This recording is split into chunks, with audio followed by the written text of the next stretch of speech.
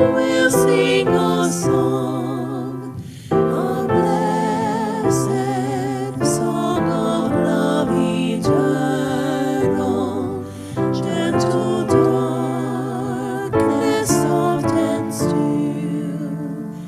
Bring your quiet to me. Darkness, soothe my weary eyes, that I may see more clearly.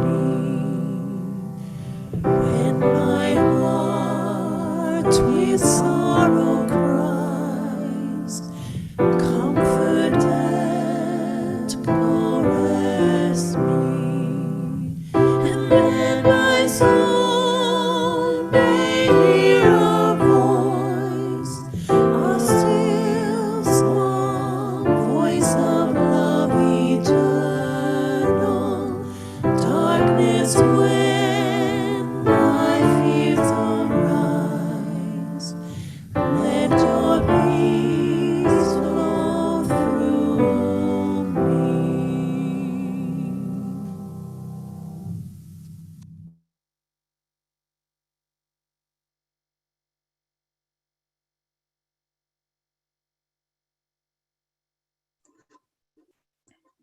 Good morning.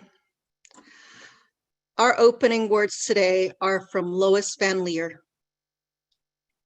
Let go of all that binds you, of all that burdens you, of what you carry, of all that shames you, of fear, of trespasses and transgressions, of woundedness. Let go of guilt. Let go of anger. Let go of small-mindedness and pettiness, of ways of being that no longer work for you, of compulsions that consume your living. Let go of what you cannot change. Let go of regrets, of that which haunts you. Let go of pain. Let go of ways in which you missed the mark. Let go.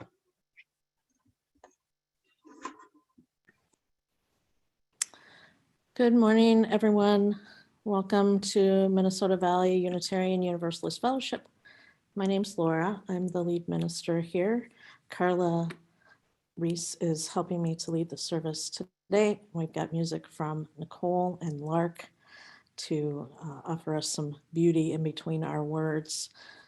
I want to welcome you here with all that you're carrying today,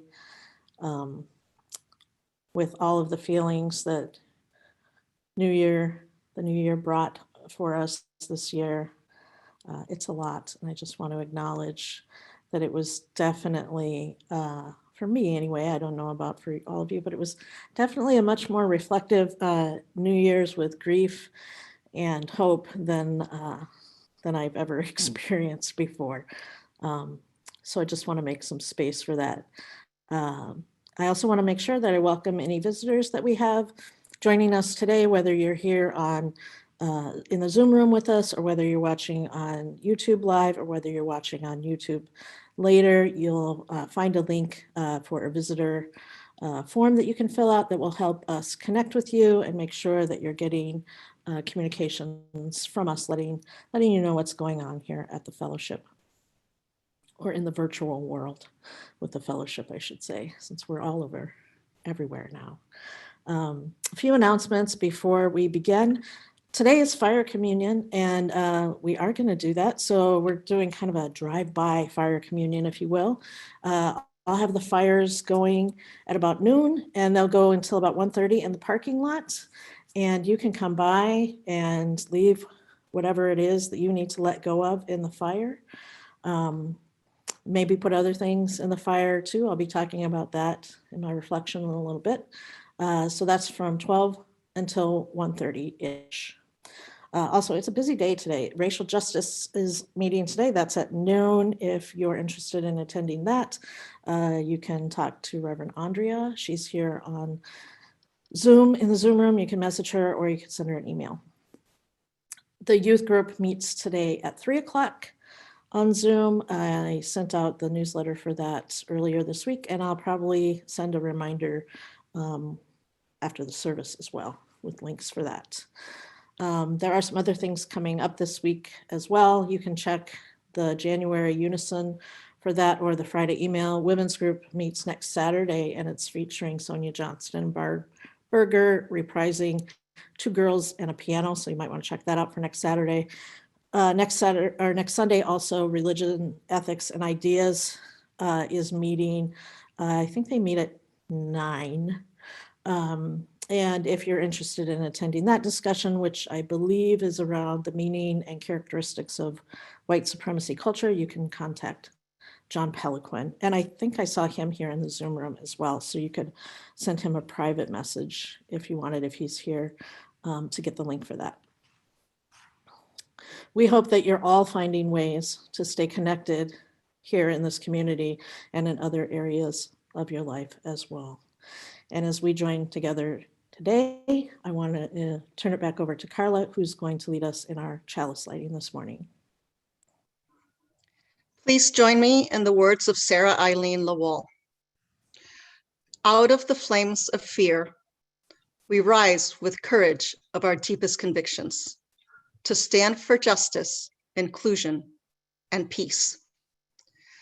Out of the flames of scrutiny, we rise to proclaim our faith with hope to heal a fractured and hurting world.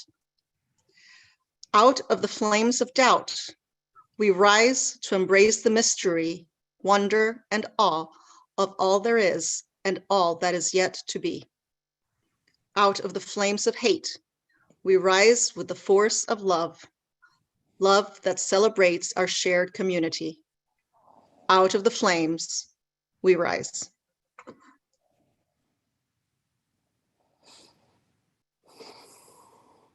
Thank you.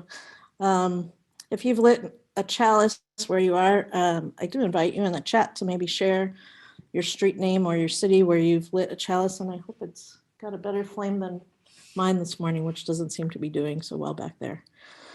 So I need the other chalices lit. Let us be witness to where they are.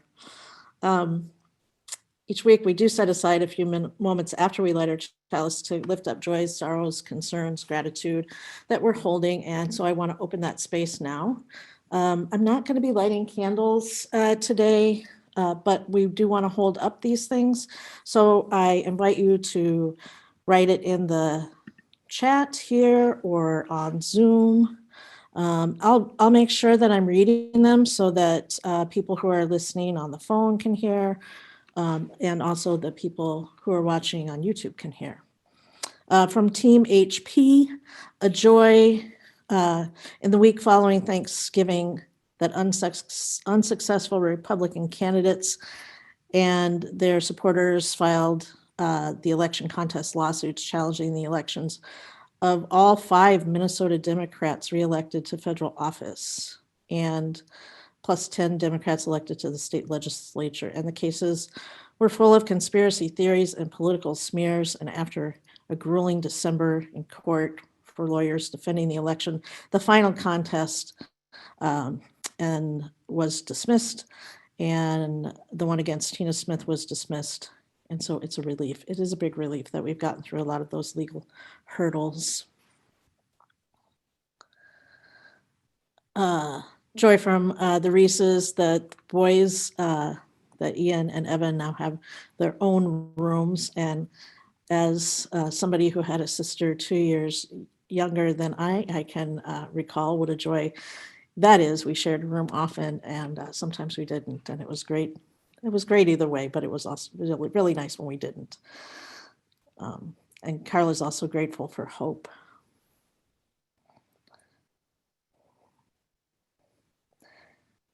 I want to share a sorrow and just lift this up into this space. A friend of mine from high school is in the ICU over at the U of M after trying to end his life by taking every pill prescription that he could find in the house. And I don't think he's going to make it.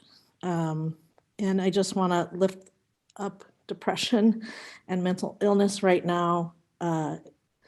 Those among us that struggle with it, this pandemic has been a real fuel to the fires of those illnesses.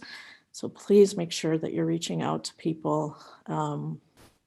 If you need help, call a friend, call a professional, call your mom, call me, call somebody.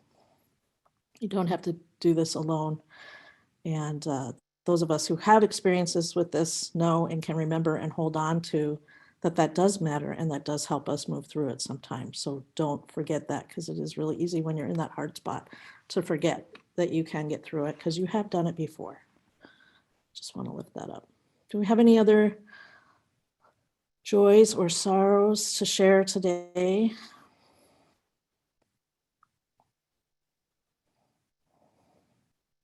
Andrea's son Ben is having knee surgery this Thursday, exactly 1 year after he had it. Is it the same surgery? Oh, Yep. He re-injured his knee and has to have surgery exactly 1 year boy, later. that's not fun.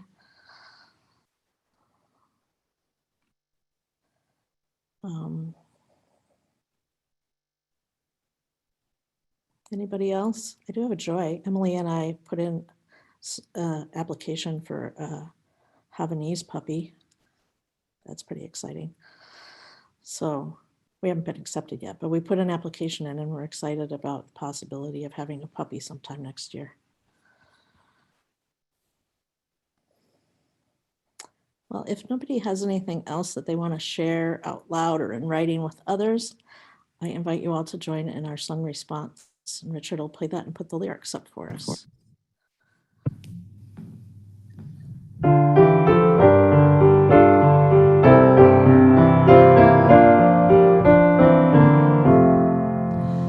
And we believe in life and in the strength of love, and we have found a need to be together.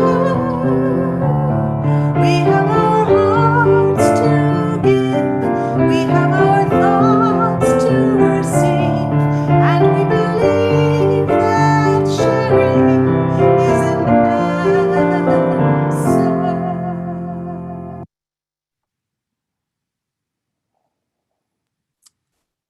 This last year held a lot of stress and tension for most of us. And I found this lovely meditation that I made a video of to share with you all. And so I hope that you find some comfort and companionship in this meditation, Surface Tension.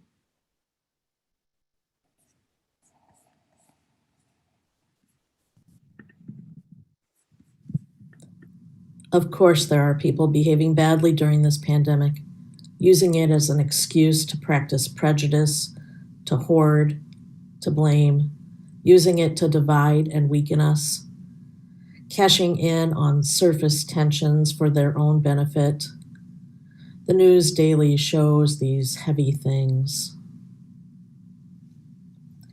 In nature, surface tension gathers water molecules together so tightly they form a sort of membrane across which light things can dance. Leaves, insects, the wavering sun. It is why rain falls in discrete drops and babies can blow bubbles. Surface tension makes life possible. It helps drops collect along subtle edges of pine needles or leaves, run down to water roots, then helps sap rise to nurture those same gatherers of sun and water. Bitter tannins in chartreuse mosses increase the tension so large drops can form, held aloft by their fragile villi until they can be absorbed or used to foster new life. Could the bitter tannins cause such large drops to form that we can scarcely hold them up until they can be absorbed, until we can use them to foster life? Let us open ourselves wide to gather them so we may send them to the suffering, the grieving, the caregivers, and all the workers who were always essential. Let us send them across to all those spurious divisions because there is a deeper, humbler, more beautiful truth. We deeply need one another, especially now. We can pull together across distances to form a surface, across which light things can dance and which can nurture life.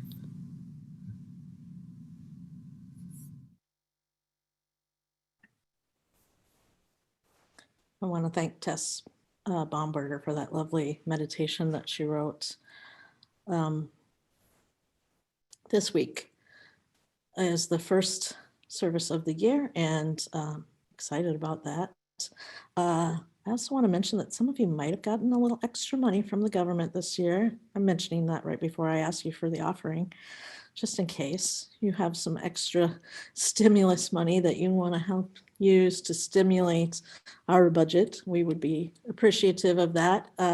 In a minute, Richard's going to play some music and he'll post the ways that you can donate to the fellowship. I also remind you that we're in the middle of our drive, Rise Against Hunger. Right now, we have, I think, about $7,300. That being said, none of the donations that were received in the mail or electronically, I think last week were counted because staff had it off, so it might be more than that. We're going with this until MLK Sunday, and it would be fantastic if we could get over the $10,000 mark. You can, when you go to donate, if you're donating money for the fellowship, just say Sunday sharing on the drop-down menu, whichever application you're using. And if you are donating for the Rise Against Hunger, there's also a drop-down for that. I think it's under the category Hunger. Thank you for your generosity.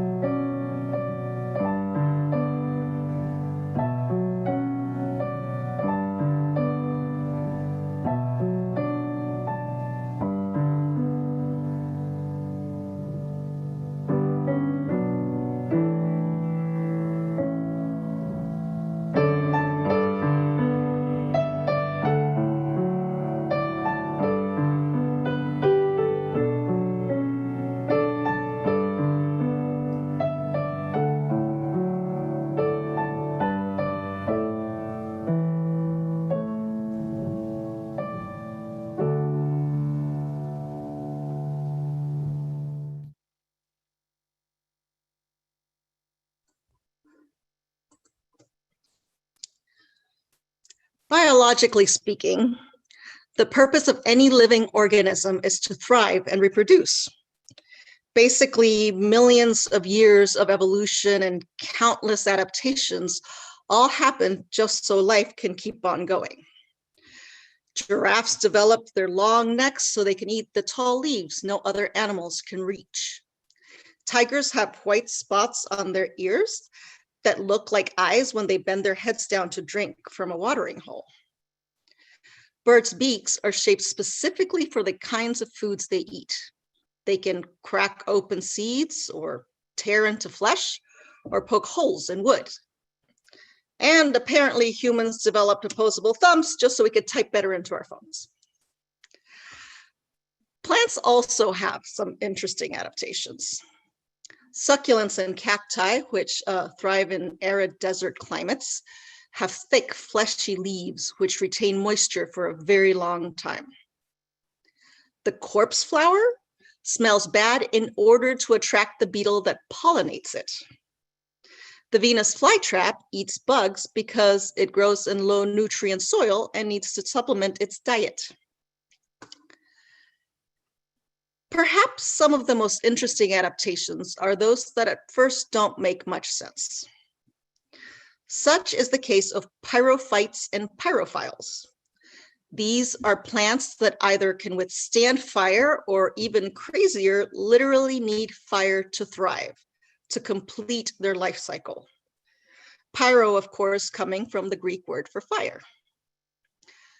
A number of plants are just really good at protecting themselves. For example, many of the pines that grow in the Western United States, where forest fires are prevalent, have developed very thick fire retardant bark that protects the living tissue inside from flames. South American aloes protect themselves from heat and fire by not shedding its dead leaves, but rather using them as a barrier. A few Australian eucalyptus varietals have mostly bare trunks and tall canopies that remain safe from fast-moving blazes. And some plants, like the quaking aspen, have large, elaborate underground root systems that sprout new shoots when a fire has damaged what was above ground. And then there are fire seeds, seeds that only germinate after a fire. For a few species, the outside layer of the seed is so thick that only after it has been damaged by flames can water get into it to begin the process of sprouting, to begin the life cycle. Serotinous pine cones, such as that of the jack pine, remain sealed in a thick resin long after the seeds inside have matured, opening only when heat from a fire melts the resin, forcing the cone to open and the seeds to disperse. There are even some grass-like plants and herbs whose seeds only respond to specific chemicals found in smoke and ash. Fun fact, if you actually wanted to grow your own pyrophytes or pyrophiles, you might find yourself either baking the seeds in the oven before planting them or blowtorching a growing plant to get it to bloom. In Northern California and Southern Oregon, the seed of the baker's globe mallow, a form of hollyhock, can remain dormant in the ground for years, even decades. After a fire, however, the seeds are exposed to sunlight. The damaged outer layer allows them to take in water, and the growth process begins. Entire hillsides turn pink as they are blanketed with these beautiful, delicate-looking flowers. From the most harrowing situations, Mother Nature finds a way. Life can rebuild. Beauty returns.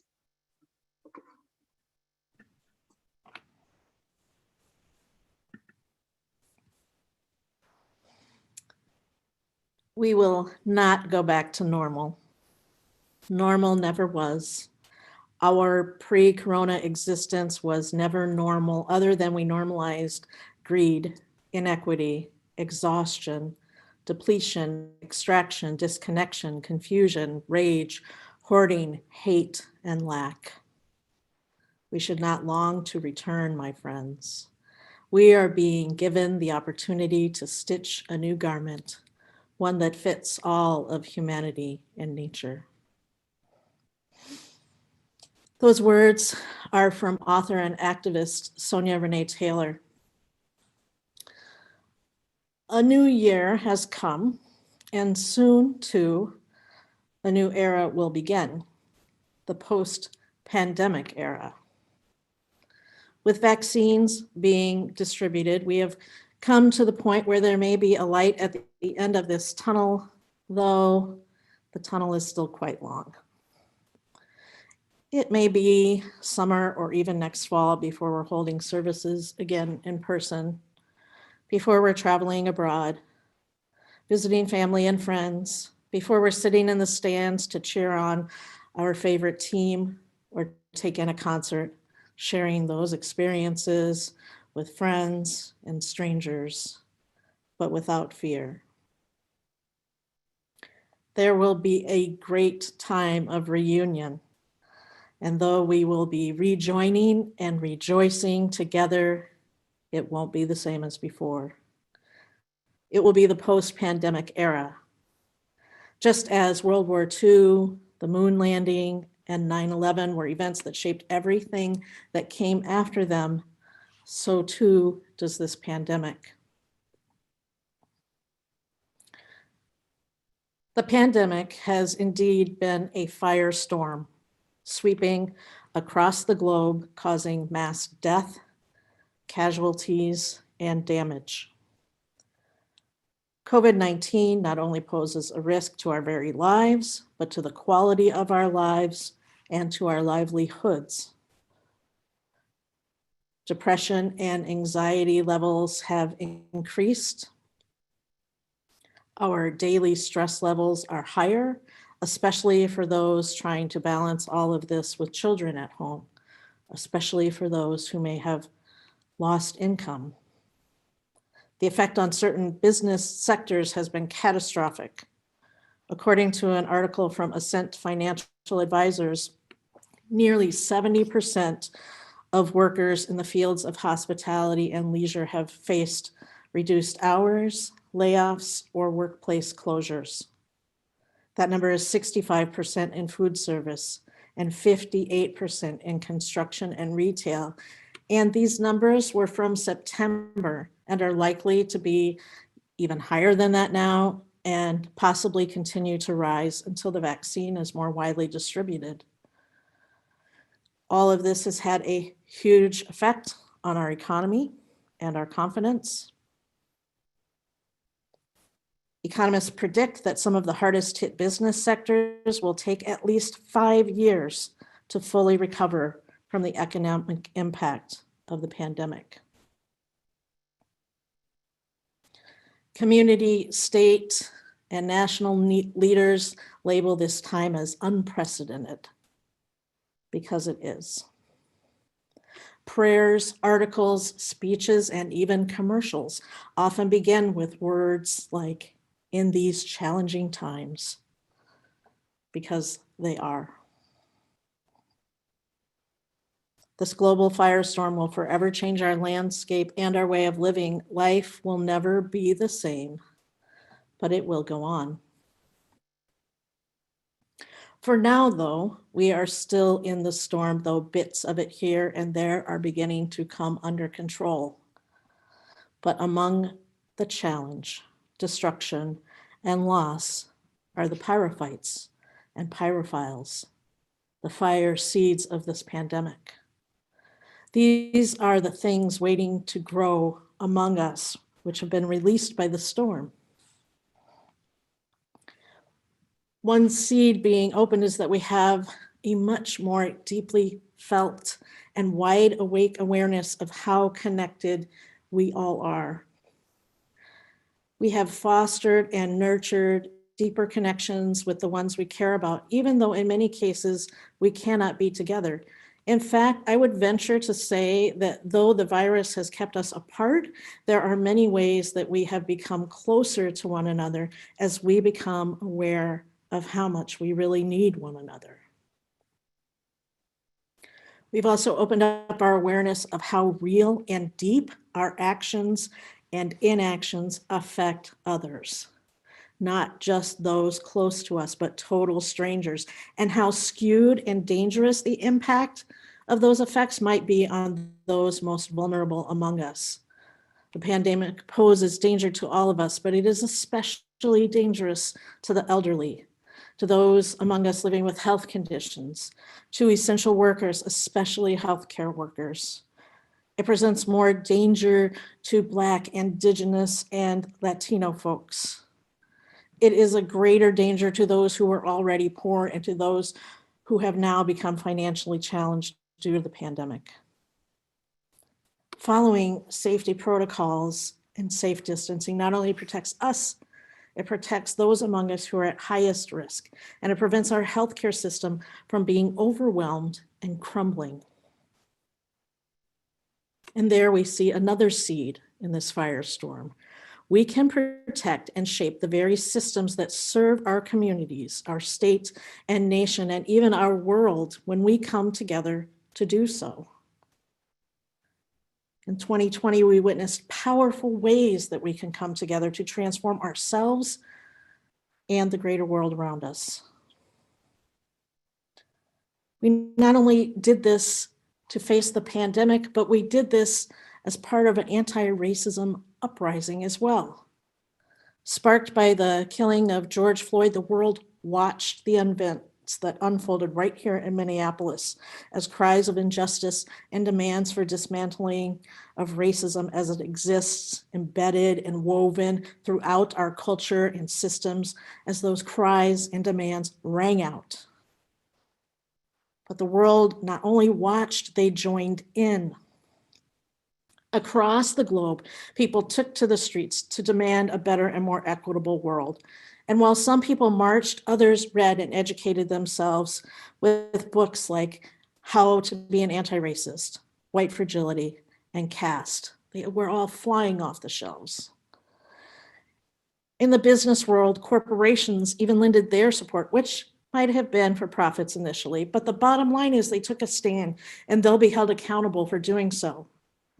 Others continued to kneel and protest, and the big sports leagues who had frowned upon that changed their course and supported the ideas that Black lives matter.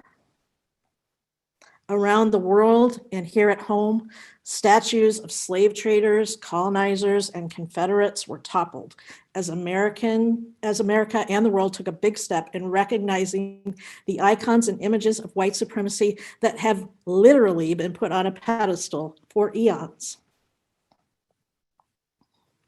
During a special New Year's Day session last Friday, Congress delivered a stinging rebuke to President Trump when the GOP-controlled Senate voted 81-13 to override the outgoing president's veto of the National Defense Authorization Act, which included provisions to rename U.S. military bases that were named after Confederate leaders. The president and those who fall in line with him believe that doing so, we are disregarding and erasing history. What he fails to see is that we are honoring history in these actions because we honor the pain and suffering that our history has caused. And we seek not to erase it because no one can change what happened, but we seek to do better by it. And we seek to acknowledge that we not only live with the repercussions of our past, but that every day we are making history that will have its own effect on the generations to come. The seeds of anti-racism have been circulating and sprouting since racism began. But in this unprecedented year, we added some anti-racist fire seeds to that mix, which hold the promise of furthering our progress in building the beloved community in bigger ways, which we may not have access to were it not for this storm. In case you forgot some other licks that were brought on by this firestorm, there were literal fires burning in record numbers across the globe. Extreme weather was also part of this storm. In the US, wildfires and hurricanes were relentless, especially punishing, setting records for the amount of real estate they affected in the lower 48 while killing dozens. But even here, another seed was born as because of the pandemic, greenhouse gas emissions dropped to the lowest level in 3 decades.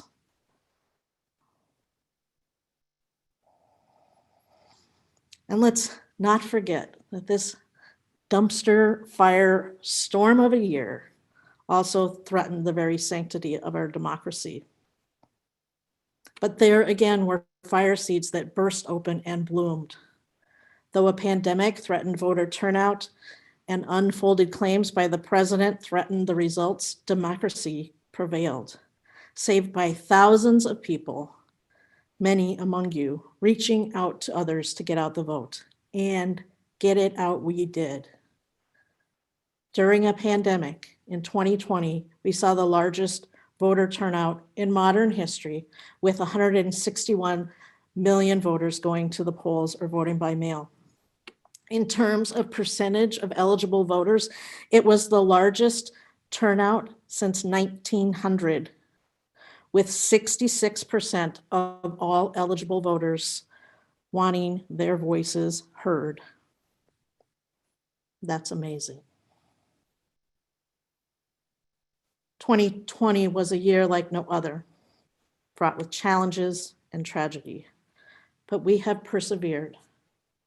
And though hopefully halfway or more through this pandemic, we're often more likely to feel tired than triumphant, still there are those pyrophile seeds that need this fire to open, which give us hope, which call us forward.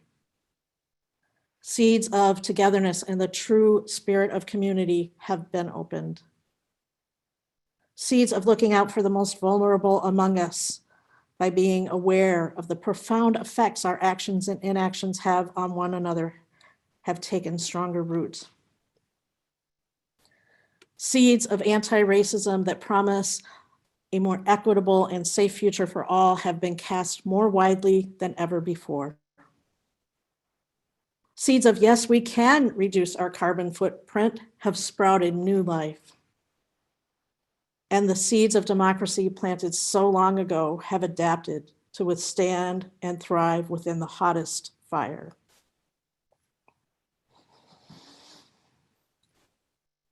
Don't get me wrong, I am so happy to bid adieu to 2020. But I am inspired by the seeds that these fires have released. And I'm hopeful that we as individuals and as a religious community can be as attentive to these seeds as we all were to our gardens at the beginning of this pandemic. The promise that is being offered to us from these seeds does not come around every year, every decade, every century even. These are indeed unprecedented times, offering us unprecedented options for where we go from here. Our theme for the month of January is imagination. And later today, I'll have our fire pits going outside for fire communion in the parking lot. In the past, we've used this ritual as a space for letting go. We release into the fire those ideations that we no longer wish to carry so that we can make room for something better for ourselves. And this is perfectly fine for you to bring those offerings to our fire this afternoon. By all means, bring them. But I also invite you to bring seeds.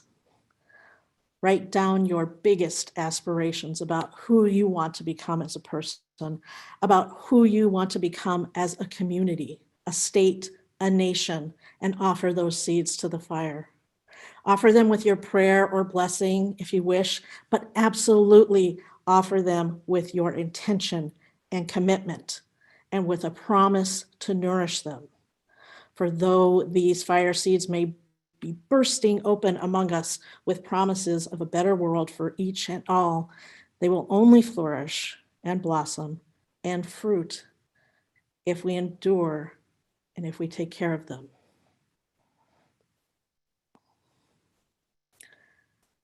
"2020 took its toll, and the pandemic is not over yet, but we persevere. I grew up in Northern California, moved here when I was 13. By the way, I wanted to add something about jack pines that I read, Carla, that resin that melts by fire also breaks down at temperatures of minus 51 degrees Fahrenheit, which is good for us in Minnesota because we have a lot of jack pines up north. So they don't always have to wait for fire. They can wait for a really cold winter as well. Anyway, Northern California, I love the redwoods. They're my favorite. Redwoods can live 1,200 to 1,800 years. The giant sequoias in California can live 3,000 years or more. Both of them are pyrophytes. Their seeds lay dormant in the cones, waiting for the heat of the fire to open them. The seeds are always there for however long it takes, waiting for the heat to come. In the firestorm that was 2020, perhaps the best lesson we can learn is that we are not waiting for a better world, for nothing comes of us sitting around and waiting for a better world. The truth is, a better world is waiting for us. The seeds were always there, waiting for fire to free it. May the seeds of 2020 find rich soil fed by the fire to grow in. May they find the sunlight, rain, and nourishment they need to grow and live for thousands of years, like the redwoods and sequoias. May they grow to provide a healthy habitat and inspiration. May we be worthy of these aspirations, and may we become that rich soil, the nourishing sunshine, and the quenching rain needed to nurture giant beauty into this world.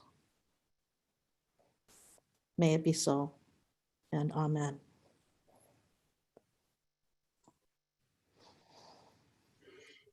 Thank you, Laura. That was beautiful. Thank you. Please join me as we extinguish the chalice. We extinguish this flame, but not the light of truth, the warmth of community, or the fire of commitment. These we carry in our hearts until we are together again.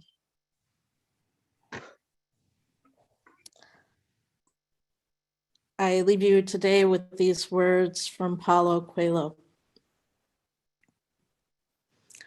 I came to set fire to the earth, and I am watchful that the fire grows. May the fire of love grow in our hearts. May the fire of transformation glow in our movements. May the fire of purification burn away our sins. May the fire of justice guide our steps. May the fire of wisdom illuminate our paths. May these fires spread over the earth, never to be extinguished.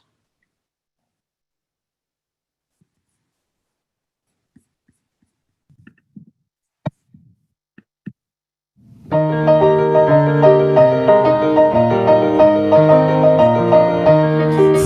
the light of days remembered, burns a beacon bright and clear, guiding hands and hearts and spirits into faith set free from fear. When the fire of commitment sets our mind and souls ablaze, when our hunger and our passion meet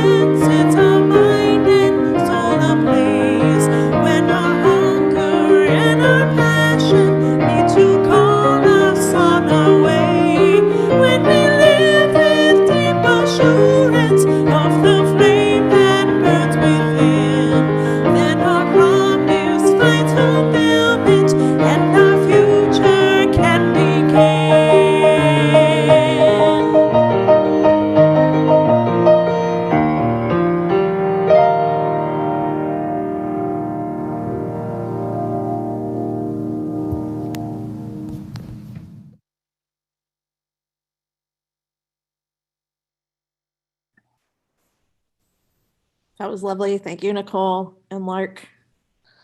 I know that's some people's favorite hymn, so it's good to hear that today. In just a minute, I'm going to put you into breakout rooms if you'd like to stay to socialize with others.